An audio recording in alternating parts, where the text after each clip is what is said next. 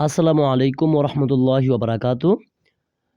যারা এই বছর তোমরা বৃত্তি পরীক্ষা দিয়েছো বা দিচ্ছ, তোমাদের জন্য আজকের ভিডিওটি বা আজকের এই কথাগুলো অনেক ইম্পর্ট্যান্ট। কারণ অনেকেই তোমরা চিন্তিত যে তোমরা কি আসলে বৃত্তি পাবে কি না। তো এটা যদি আমি বলি বৃত্তিটা আসলে কিভাবে পাবে, তো আজকে যে তথ্যগুলো দিব সেই তথ্যগুলো শুনে তুমি একদম অবাক হয়ে যাবে যে বৃত্তিগুলো আসলে কিভাবে দেওয়া হবে। তো ফার্স্ট আমি তোমাদের জন্য সুখবর বলবো যে প্রতিষ্ঠানগুলোতে মেধাবী স্টুডেন্ট কম রয়েছে সেই স্কুলে যারা তোমরা পড়ো, ধরো যে তোমার ক্লাসে থেকে তুমি বা ৩ থেকে ৪ জন বৃত্তি পরীক্ষা দিয়েছো তোমার বিদ্যালয় থেকে। আবার এর মধ্যে তুমি একটু পড়া বেশি পারো তাদের থেকে। তো তোমাদের জন্য সুখবর হচ্ছে প্রত্যেকটা প্রতিষ্ঠান থেকে, ভালো করে বুঝবা, প্রত্যেকটা প্রতিষ্ঠান অর্থাৎ বৃত্তি পরীক্ষা সারা বাংলাদেশে হচ্ছে। কিন্তু প্রত্যেকটা পরীক্ষা থেকে প্রত্যেকটা প্রতিষ্ঠান থেকে কিন্তু কম হলেও ২ টা বৃত্তি দিবে। খুব গুরুত্বপূর্ণ একটা বিষয়। তুমি যদি অন্যদের তুলনায় কম নাম্বারও পাও, তোমার প্রতিষ্ঠান থেকে যদি তুমি সর্বোচ্চ নাম্বার পেয়ে থাকো তাহলে কিন্তু তুমি বৃত্তিটা পেতে পারো। ঠিক আছে? এর আগের বারও যে বৃত্তি পরীক্ষাগুলো হয়েছিল, ঠিক আছে? সেই বৃত্তি পরীক্ষাগুলোতে কিন্তু তেমনই ভাবে বৃত্তিটা দেওয়া হয়েছে। একটা প্রতিষ্ঠান থেকে যারা সর্বোচ্চ নাম্বার পেয়েছে তাদেরকে কম হলেও ২ টা বৃত্তি কিন্তু দিয়েছে। তো এটা আশা রাখতে পারো তুমি যদি কোনো প্রতিষ্ঠানের হয়ে থাকো যে প্রতিষ্ঠান থেকে ২ জন ৩ জন দিয়েছ, ঠিক আছে? কম দিয়েছ বা ৫-৬ জন দিয়েছ, তার মধ্যে যদি তুমি একটু ভালো স্টুডেন্ট হয়ে থাকো বা ভালো লিখতে পারো তাদের মধ্যে, তার মানে কিন্তু তোমার বৃত্তিটা কিন্তু কনফার্ম।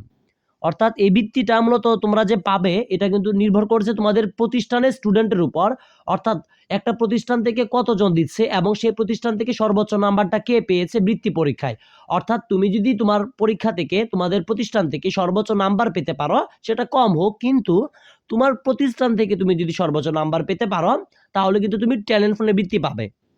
আর যদি মোটামুটি নাম্বারও পাও, যে সর্বোচ্চ নাম্বার পেয়েছে তোমার প্রতিষ্ঠানের তার থেকে অল্প কম পেয়েছো, তাহলে কিন্তু তুমি সাধারণ বৃত্তিটাও পেতে পারো। মূল কথা হচ্ছে তোমরা কিন্তু বৃত্তিটা পেতে পারো তোমরা যদি কম সংখ্যক যে প্রতিষ্ঠানগুলো রয়েছে সেই প্রতিষ্ঠান থেকে পরীক্ষা যদি দিয়ে থাকো।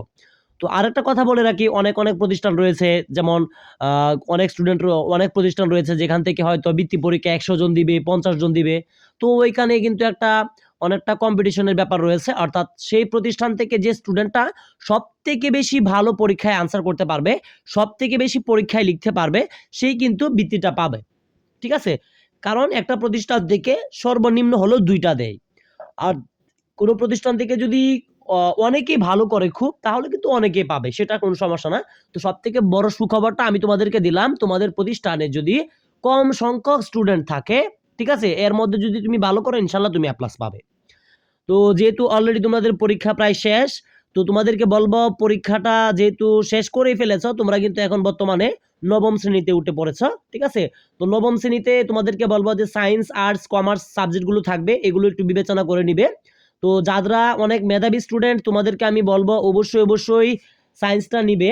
যারা খুব পারো, যে সবকিছুই পারো, আমি বলবো অবশ্যই সায়েন্স নিবে। আর যারা অনেক পারো তারপরে তোমাদের মনে হচ্ছে না যে আমি সায়েন্স নিব না, আমার আর্টস পড়তে ইচ্ছে হচ্ছে, তো আর্টস পড়ো, কোনো সমস্যা নেই। অর্থাৎ সায়েন্স পড়ো, আর্টস পড়ো, কমার্স পড়ো, তাতে কোনো প্রবলেম নাই। মূল কথা হচ্ছে তোমাদেরকে ডিসিশনটা ভালো করে নিতে হবে যে আমি বড় হয়ে কি হতে চাই, আমি কোন সাবজেক্টটা ভালো করে পড়বো। আর যারা তোমরা যদি কেউ নর্মাল স্টুডেন্ট থেকে থাকো যে আমার পক্ষে সায়েন্সের সাবজেক্টগুলো সামলানো খুব কঠিন হয়ে যাবে, আমি তোমাদের উদ্দেশ্যে বলবো অবশ্যই তুমি সায়েন্স নিবা না। আর একটা কথা হচ্ছে তোমাদের প্রতিষ্ঠানে যদি কোনো শিক্ষক বা তোমার আব্বু আম্মু, মামা খালু যে বলো না কেন, কোনো আঙ্কেল বলো না কেন, তোমাকে যদি বলে না সায়েন্স পড়তে হবে, তুমি ডাক্তার হবে, তো এগুলো তুমি কখনোই মানবা না। কারণ সম্পূর্ণটা নির্ভর করবে তোমার উপর। তুমি বড় হয়ে কি হতে চাও, তুমি কোন সাবজেক্টটা পড়লে ভালো করতে পারবে, সেটা তোমার উপর নির্ভর করবে। কে কি বলছে, কে কি না বলছে সেগুলো দেখার ইচ্ছা করবা না বা তোমরা সেগুলো শুনবা না। তোমার ইচ্ছা যেটা তুমি সেটা করে যাও ইনশাল্লাহ। তুমি যে সাবজেক্টটা ভালো করে পড়তে পারবে সেটা আল্লাহর নাম নিয়ে শুরু করে দাও, ইনশাল্লাহ তোমাদের সামনে ভালো কিছু হবে।